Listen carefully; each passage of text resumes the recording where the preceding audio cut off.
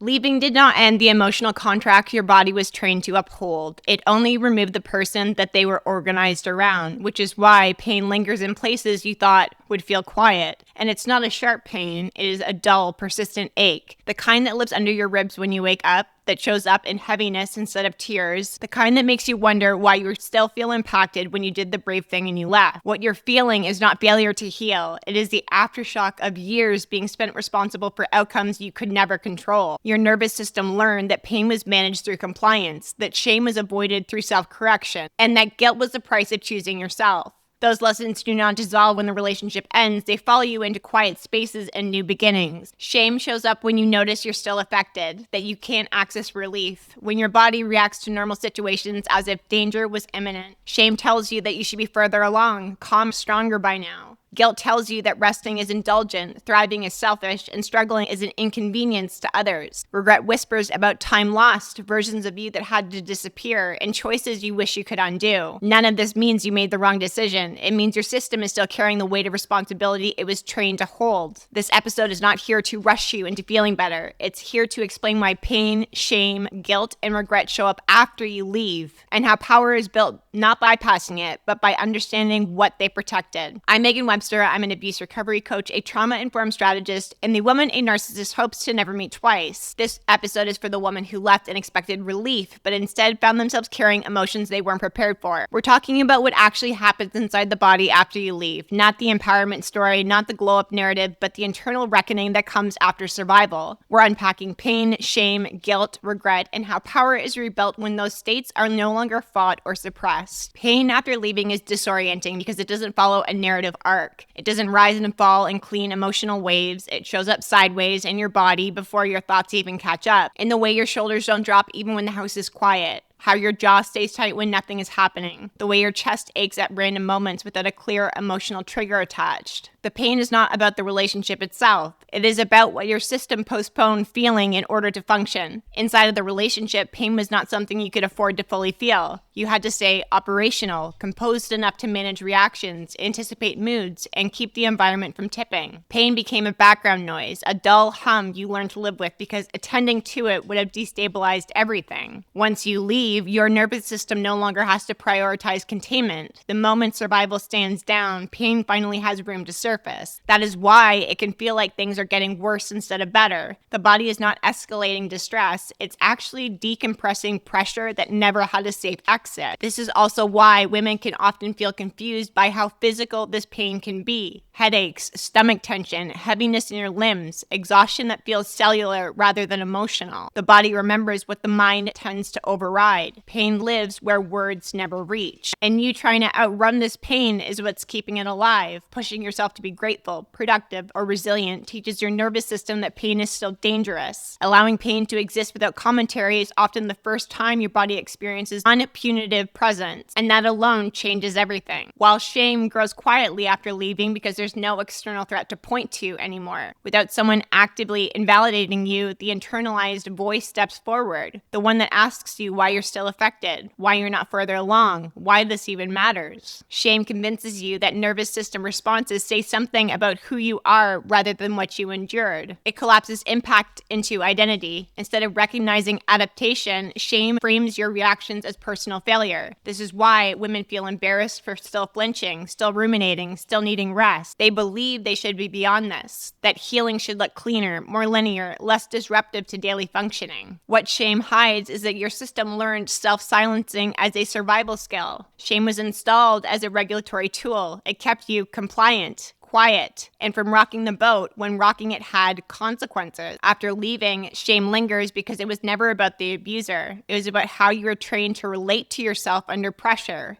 Healing shame is not about self-love affirmations, it's about accurate attribution. Naming what you feel makes sense given what your nervous system endured. When impact is contextualized, shame loses space. And the guilt after abuse is not a moral signal. It is not conscious. It is not empathy. It is conditioned responsibility that outlived the environment that it created. Inside the relationship, responsibility was the currency that brought temporary relief. If you anticipated reactions early enough, if you softened enough, if you absorbed enough, things stayed calmer. That pattern worked just as well to keep you alive, which is why your nervous system still trusts it. After leaving, guilt appears in places that seem irrational until you understand the conditioning. You feel guilty resting because stillness once meant vulnerability. You feel guilty thriving because your joy used to destabilize the environment. You feel guilty needing some time because recovery was never allowed to be slow. Your nervous system learned that ease invited punishment, so guilt acts like a warning signal even when there's no threat present to you. And guilt will also bind itself into other people's expectations. You feel it when family members grow impatient with you in your process, when friends want you to be lighter, happier, just done, when you choose your own stability over being emotionally available the way you once were. The guilt isn't about disappointing them. It's about breaking a role where your value came from emotional labor. And guilt does not respond to logic. Anger is often the most misused emotional response after leaving because it was never allowed to exist safely before. Inside the relationship, anger wasn't just an emotion, it was a liability. It threatened stability. It escalated situations. It invited retaliation, withdrawal, or punishment. So your nervous system learned to suppress it, reroute it, or turn it inward where it would do less visible damage. That suppression did not erase the anger, it stored it. It pushed it into the body where it waited without language. After leaving, when the external threat is gone, that stored energy finally has room to surface.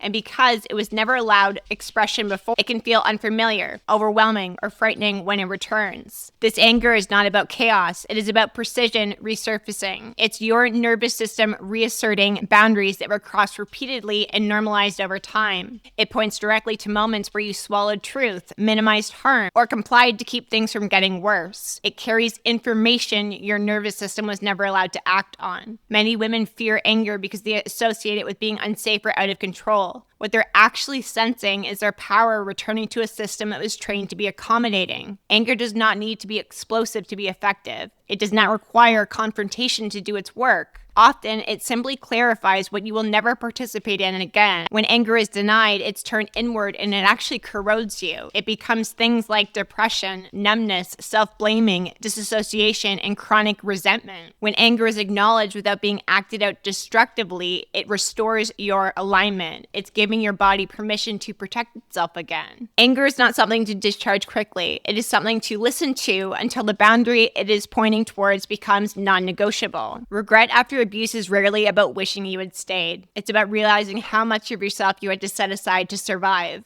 Women often shame themselves for regret because they confuse it with failure or poor judgment. In reality, regret is grief finally surfacing in a system that no longer has to stay mobilized. This regret is not focused on the relationship itself. It's focused on the parts of you that were postponed, minimized, or slowly erased. The confidence you learned to dim. The curiosity you stopped following. The creativity that felt unsafe to express. The sense of time belonging to you rather than being organized around somebody else's mood. Regret shows up when space returns. When the constant management ends and your system can finally look back without bracing. That clarity can feel brutal at first because it exposes the scale of what was sacrificed, not out of weakness but out of necessity. This is where regret becomes dangerous only if it is turned into a self-attack. When regret becomes, I should have known better or I wasted so much time, it re-traumatizes your nervous system by adding judgment to survival. When regret is allowed to exist as grief, it becomes restorative. Grief honors the self that had to disappear. It validates the cost without condemning the choice. It allows present-day decisions to begin honoring the parts of you that were once sidelined. Regret heals when your current life begins to reflect loyalty to the self you were forced to abandon. I want to be very clear about this. The power position is not the absence of emotion, and it is not the performance of strength. It is the internal shift that happens when your system stops organizing your life around managing feelings and starts orienting itself inside of them. After pain has been felt instead of bypassed, after shame has been named instead of internalized, after guilt has been untangled from responsibility, after anger has been metabolized instead of suppressed, and after regret has been released from the fantasy of a different past, something will stabilize inside you. You stop trying to feel better and start learning how to stay present without abandoning yourself. This is where your healing becomes functional. Emotions still move through you, but they no longer dictate your behavior. The pain can exist without collapsing your decision. Grief can surface without forcing explanation or self-punishment. Anger can rise without being turned inward or projected outward. Regret can pass through without rewriting your identity or convincing yourself that you failed. Having a power position is not emotional control. It is emotional containment without self-betrayal. Many women believe power means neutrality, but neutrality is not the goal. Integrity is. Power position is the moment your nervous system learns that intensity does not require reaction and discomfort does not require disappearance. So you no longer have to numb to cope, escalate to discharge, perform to be believed, or comply to keep the peace. You allow emotions to exist without handing authority over your choices. From this position, your center of reference returns to you. You stop scanning other people's reactions to decide whether you're allowed to rest, grieve, grow, or change. You stop shrinking your truth to make it easier for others to digest. You stop rushing your healing to appear recovered to other people. You stop explaining why you're still affected by something that altered your nervous system at a fundamental level.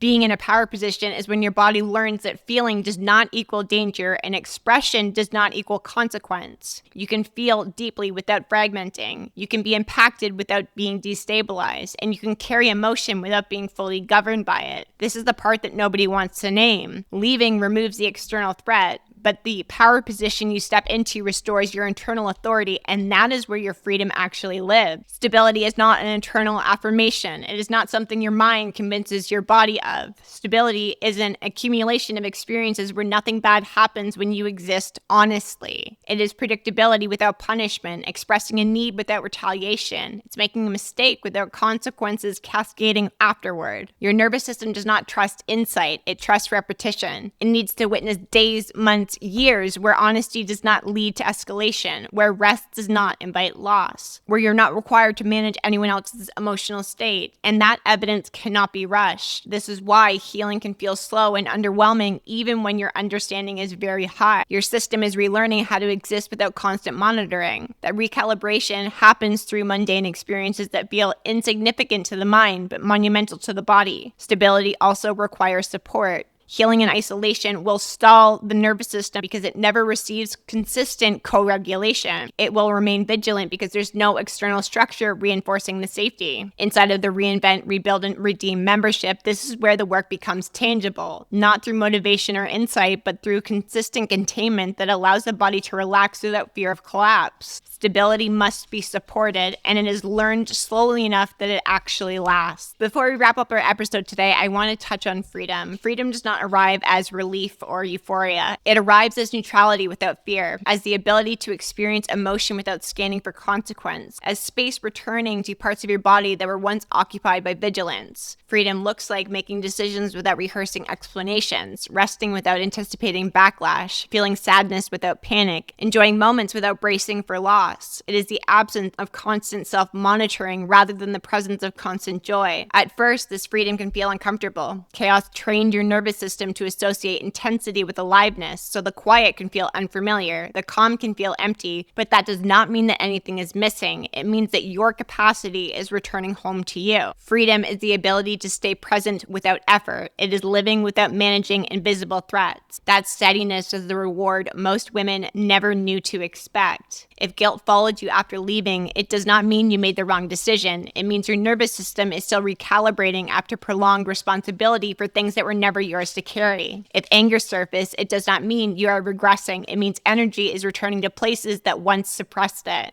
If regret appeared, it does not mean you failed. It means you finally have room to grieve. So there's no mistakes in healing. There's no one way to do this. Your body just simply has not learned yet that the danger is past. That learning is not intellectual, it's experiential. It happens through repetition, consistency, and support. Nothing is wrong with the pace that you're moving at. Your system is doing exactly what it was designed to. If this episode cracks something open in you, good. You do not need to fix what surfaced. You do not need to rush the resolution. Being seen accurately is often the first experience of safety. Please share this with another woman who needs it. Hit follow so you don't miss the next one. And I know you are ready for deeper support while your nervous system relearns safety from the inside out. The Reinvent, Rebuild, and Redeem membership is for you. This is the Narcissist's Worst Nightmare podcast where survival ends and freedom is built slowly enough to last.